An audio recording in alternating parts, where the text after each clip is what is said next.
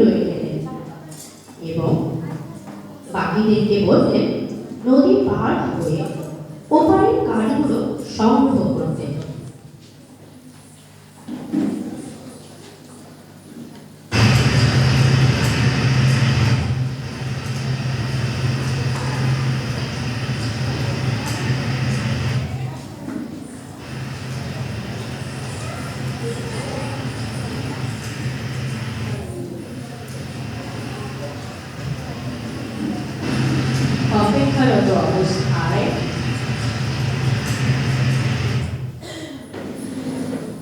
অপেক্ষারত অবস্থায় প্রথমবারের মতো বানারে ধন্যা কুমারীর দর্শন পেলেন।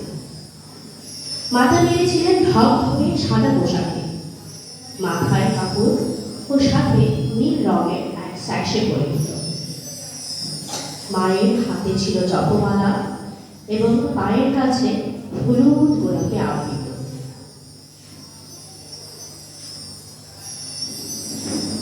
ধন্যা কুমারী বারান্দাটিকে আজ্ঞা করলেন আগামী 15 দিনে প্রতিদিন অন্তত একবার হলেও যেন তিনি ওই স্থানে আসেন।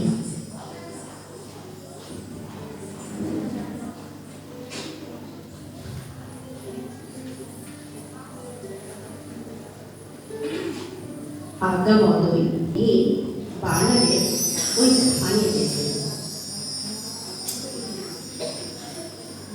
আর উৎসুক জনতাও তাকে অনুসরণ করে তার পেছন পেছন যেতে লাগলেন।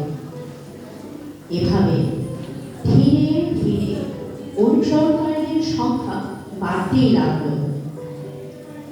যদিও ভক্ত জনগণ কখনোই মা মেরিকে সচক্ষে দেখেনি, কিন্তু বারান্দাটির মুখমণ্ডলে সেই আজও ওই গ্রহতে সর্বক্ষণই মোমবাতি প্রজ্বলিত হয়ে থাকে।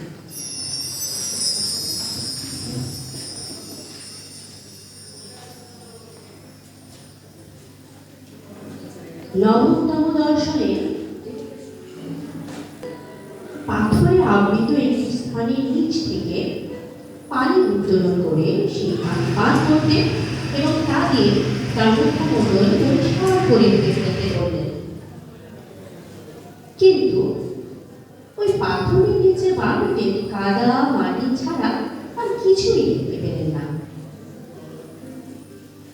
বিশ্বাসে পরিপূর্ণ বাঙালি তার আঙুল দিয়ে পাথর খুঁড়ে আরো গভীরে পাথর সরাতে লাগলেন। এভাবে এক পর্যায়ে সত্যি সত্যি বাঙালি পানি দেখা পেলেন এবং সেই পানি পান করলেন ও তা দিয়ে তার মুখ হাত ধুয়ে নিলেন। ঠিক তারপরে ওই পাথরের স্থান থেকে পানির একটি স্রোত বয়ে গেল, যা আজও বহমান। আরো বলেছিলেন পুরোহিতের সাথে দেখা করে গ্রোটোর পাশে একটি চ্যাপেল তৈরির কথা বলে, যেন লোকেরা সমবেত হয়ে প্রার্থনা করতে পারে।